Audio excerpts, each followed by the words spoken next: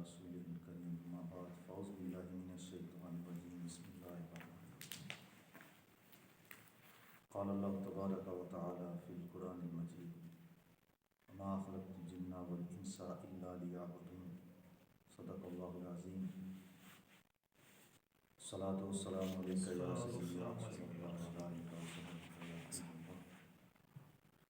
اللہ رب العزت کا بہت بڑا احسان کرم فضل کہ اللہ نے ہمیں انسان پیدا کیا ہے اور سونے محبوب کا ہمیں امتی بنایا ہے، اور اللہ پاک کا یہ فضل ہے کہ اللہ تعالیٰ نے ہمیں اس دور کے اندر اپنے دین کی جو ہے نعمت عطا فرمائی۔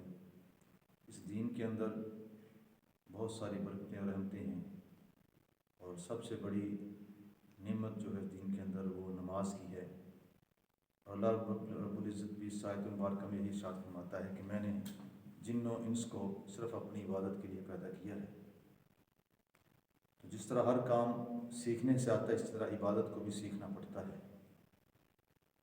تو ہم انشاءاللہ نماز جو اس دین کی سب سے اہم عبادت ہے، اس کے بارے میں کچھ گفتگو کا سلسلہ شروع کریں گے۔ اور ہم جس طرح نماز کا یہ سلسلہ شروع کریں گے، یہ نماز فقہ حنفی کے مطابق ہوگی۔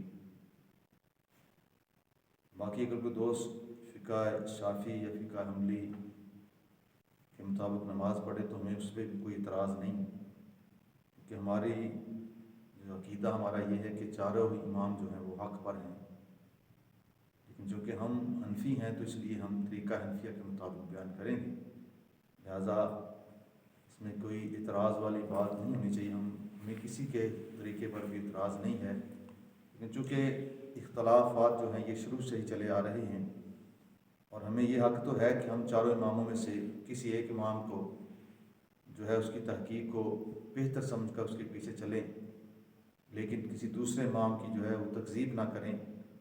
ادب یہ ہمارے دین کے اندر پہلا سٹیپ ہے، پہلا کرینہ ہے، اس لیے ہم سب کا ادب کرتے ہیں۔ لیکن کیونکہ فقہ حنفی یہ سب سے معتبر فقہ ہے، اور اس کے اندر بہت بڑے اولیاء کرام اور بڑے اللہ کے نیک بندے جو انہوں نے اس فقہ پر عمل کیا، اور اس فقہ کے اندر بہت زیادہ ادب و احترام اور عبادت کا بہت آسان طریقہ اور بہتر طریقہ ہے۔ یہ جو اختلافات ہیں سرکار دو عالم وسلم کے دور سے ہی ان کا ہمیں ثبوت ملتا ہے۔ ایک بہت پیارا واقعہ ہے کہ دو صاحبان سفر پر گئے، بوقت نماز انہیں پانی نہ ملا تو تیمم کر کے انہوں نے نماز پڑھ لی۔ پھر وقت کے اندر ہی انہیں پانی بھی مل گیا۔ ان میں سے ایک نے وضو کر کے نماز دوبارہ پڑھی اور دوسرے نے نہ پڑھی۔ پیارے آقا کریم علیہ الصلوۃ والسلام کی خدمت اقدس میں یہ حاضر ہوئے اور اس بات کا ذکر کیا، تو جنہوں نے نہ دہرائی تھی، آپ نے ان سے فرمایا کہ تم نے سنت پا لی، تمہاری نماز تم کو کافی ہو گئی، اور جنہوں نے وضو کر کے دوبارہ پڑھی تم نے فرمایا کہ تمہیں دوہرا ثواب ملا۔ یعنی اعمال کے اندر اختلاف شروع سے ہے، آقا علیہ الصلوۃ والسلام کے زمانے سے ہے۔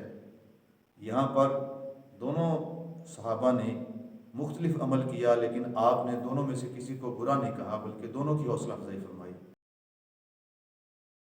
بہتر لگا کہ مجھے وضو دوبارہ کرنا چاہیے، اس نے دوبارہ وضو کر لیا۔ جس نے سمجھا کہ نہیں پہلا ہی کافی ہے، اس نے پہلے پہ ہی جو ہے اپنی نماز کو قائم رکھا۔ تو آقا علیہ الصلوۃ والسلام نے دونوں کی حوصلہ افزائی فرمائی۔ تو اس طرح ہمیں بھی اپنے آقا کریم علیہ الصلوۃ والسلام کی سنت مبارکہ پر عمل کرتے ہوئے فراخ دلی کا مظاہرہ کرنا چاہیے۔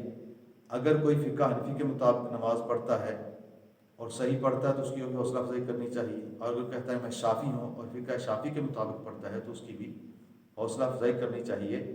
لیکن چونکہ ہر امام کے پیچھے چلنے والا اپنے امام کو جب تک مضبوطی سے نہیں پکڑے گا اس کی فقہ کو، تو وہ کام نہیں ہو سکتا۔ اس لیے جو جس فقہ کے ساتھ ہے اسی فقہ کے مطابق نماز اپنی ادا کرنی چاہیے۔ ہم حنفی ہیں تو ہم حنفی طریقے کے مطابق ہی نماز کو ادا کریں گے۔ اور اس کے علاوہ بھی آپ نے بہت سارے واقعات سے سنے ہیں کہ جیسے آقا کریم علیہ الصلوۃ والسلام جب جنگ احزاب سے واپس ہوئے تو آپ حضور اکرم صلی اللہ علیہ وسلم نے فرمایا کہ بنو قریظہ پہنچنے سے پہلے ہرگز کوئی نماز یسر نہ پڑھے، یعنی اتنی جلدی جاؤ کہ نماز کا وقت وہاں جا کر تمہیں ملے۔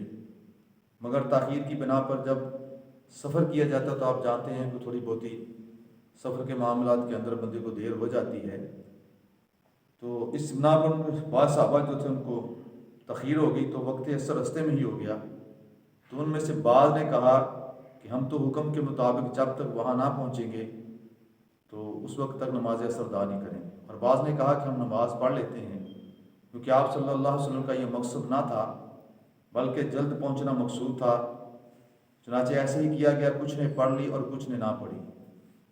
جب اس بات کا ذکر آقا کریم علیہ الصلوۃ والسلام کی بارگاہ میں ہوا تو آپ نے ان میں سے کسی پر بھی ناراضگی نہیں فرمائی، یعنی دونوں نے اجتہادی طور پر اپنے اپنے اجتہاد کے مطابق عمل کیا۔ ایک نے آقا علیہ الصلوۃ والسلام کی بات کو مد نظر رکھا اور دوسروں نے وقت کو مد نظر رکھا کہ نماز کا یہ اصل وقت ہے، تو لہٰذا آپ نے دونوں میں سے کسی کے ساتھ بھی کوئی تلخی والا یا آپ نے ڈانٹ ڈپٹ والا معاملہ نہیں کیا۔